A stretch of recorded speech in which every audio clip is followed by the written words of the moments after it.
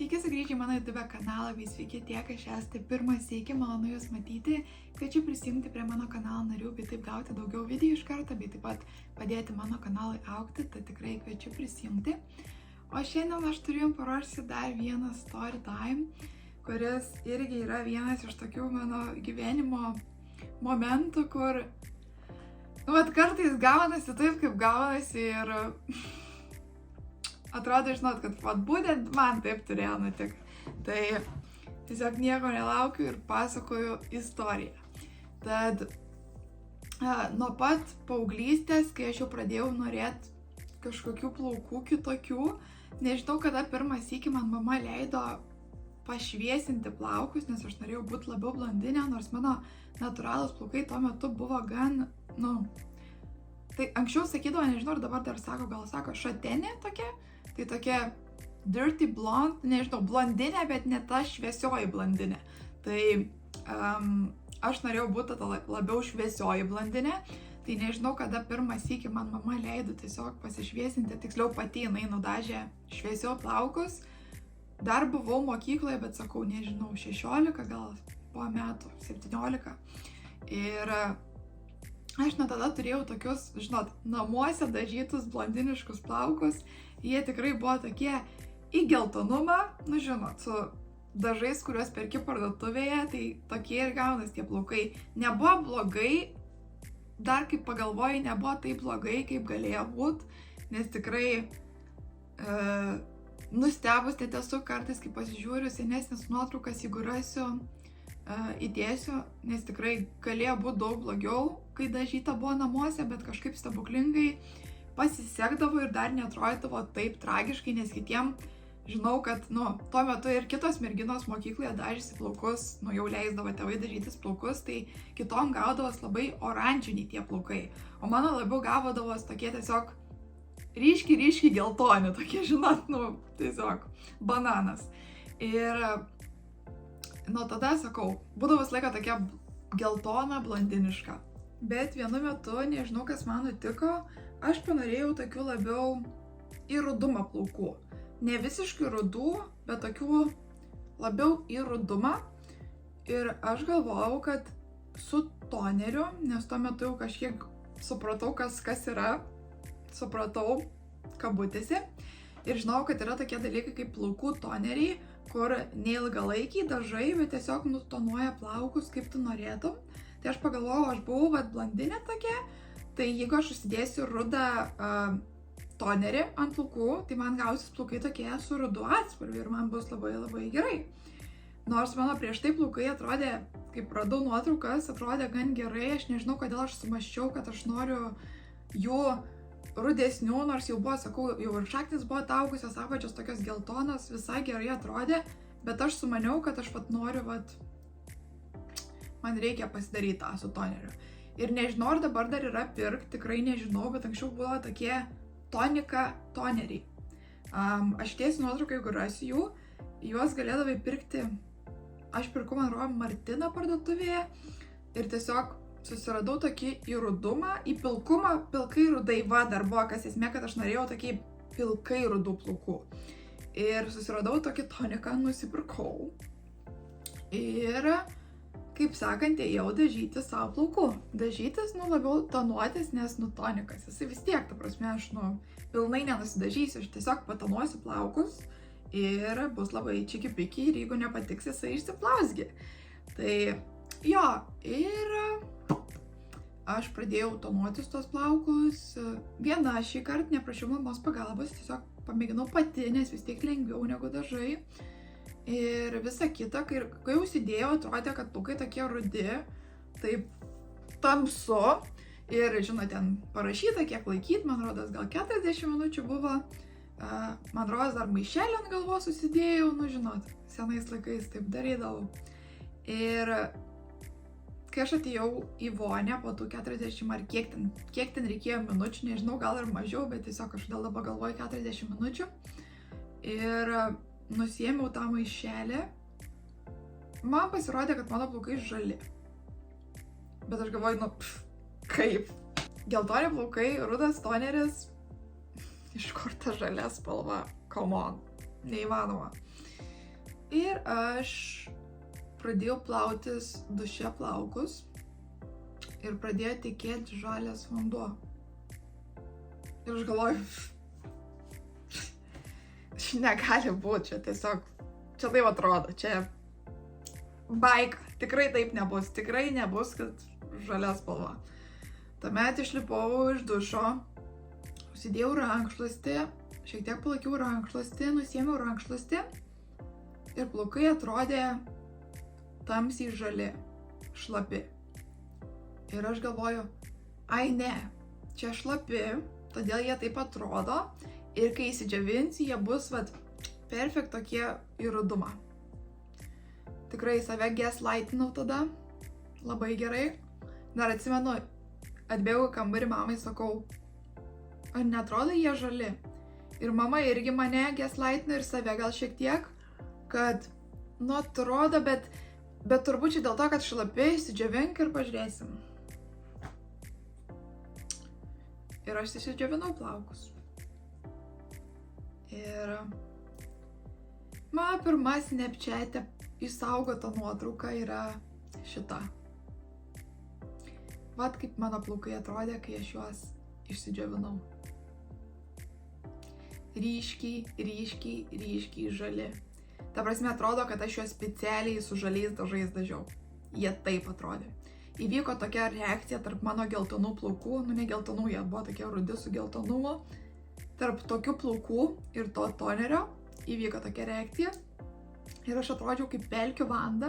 Dar atsimenu, man kažkas ir kai pasidalinau su kažkokia drauge ar kažkom ir parašė, kad atrodau kaip pelkių vanda, nes tikrai what the fuck. Ir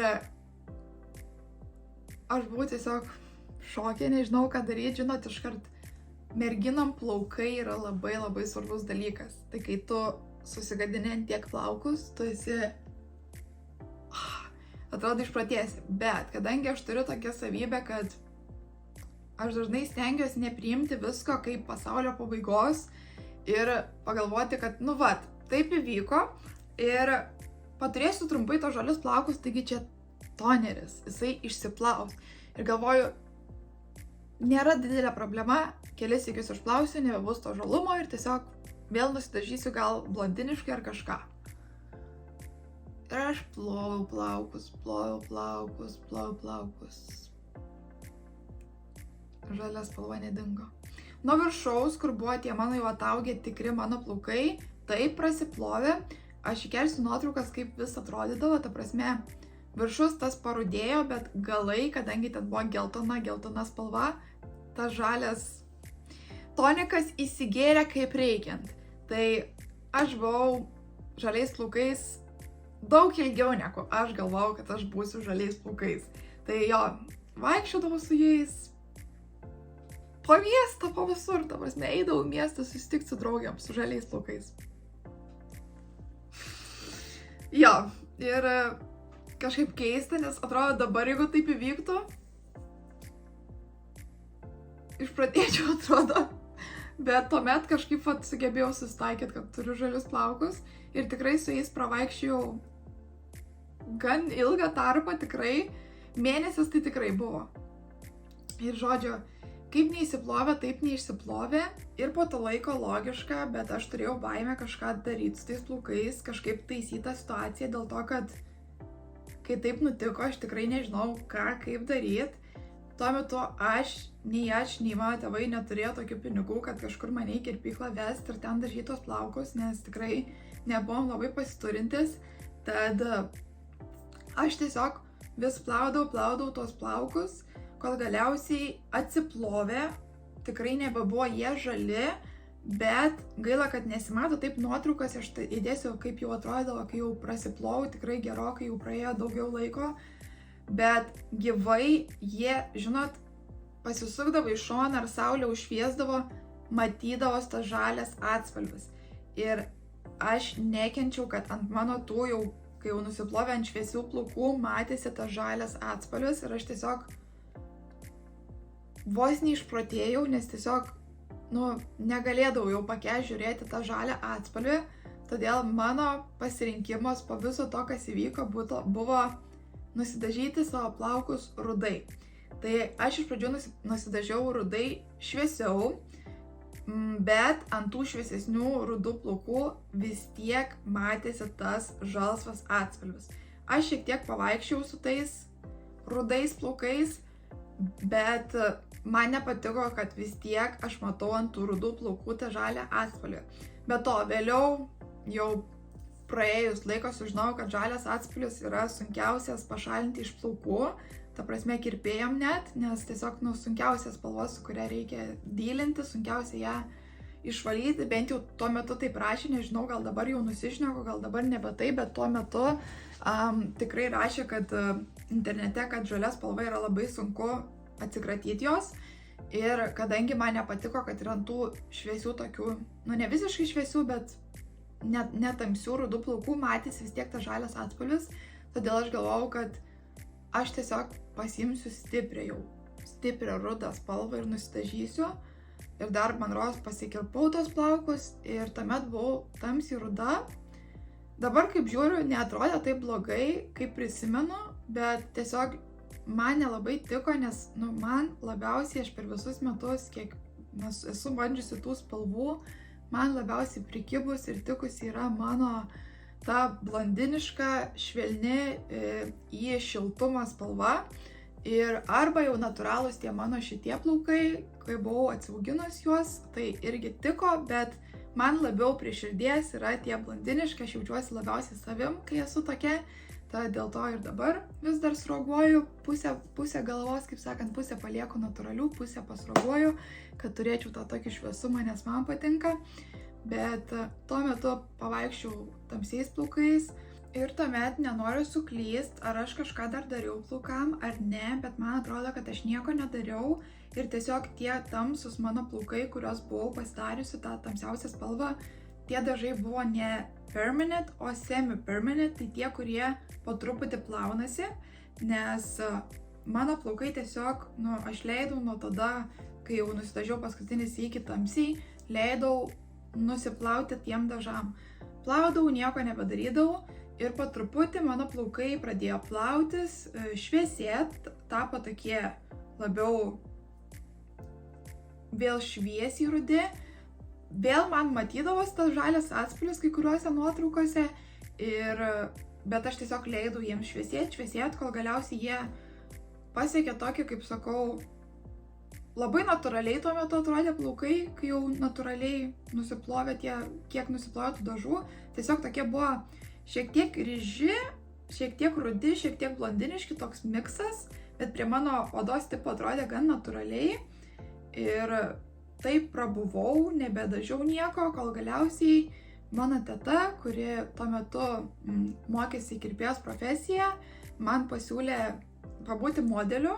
Ir aš labai ilgai norėjau būti vėl blondinė ir tiesiog mane pirmą sykį nusrogavo ir pavertė vėl mane blondinė. Aš žiauriai buvau patenkinta, nes pagaliau vėl grįžau į tą, kas man labiausiai patiko ir tikrai tiko ir pagaliau grįžau į tai, kas turėjau likti turbūt ir reikėjo nieko nekeisti nuo pradžių, bet yra kaip yra, prisidirbau.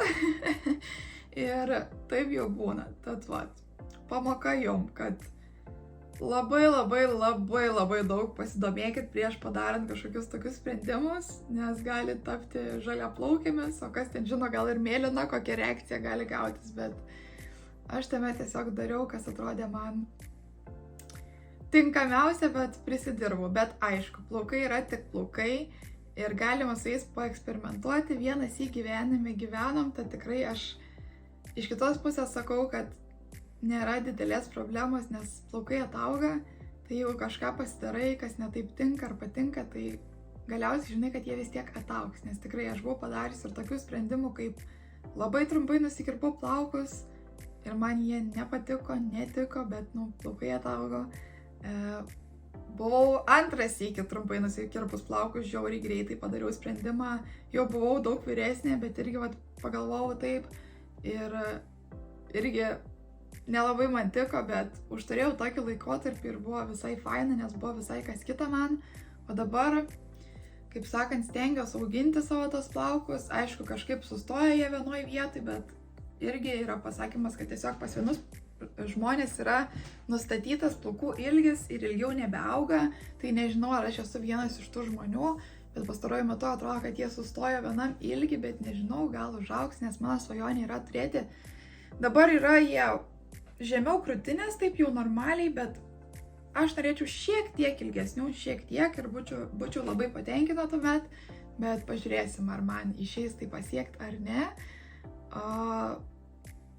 Dabar tiek, toks tas story time, kaip aš netyčia savo plaukus nusidažiau žaliai, bet taip rimtai žaliai, žinot.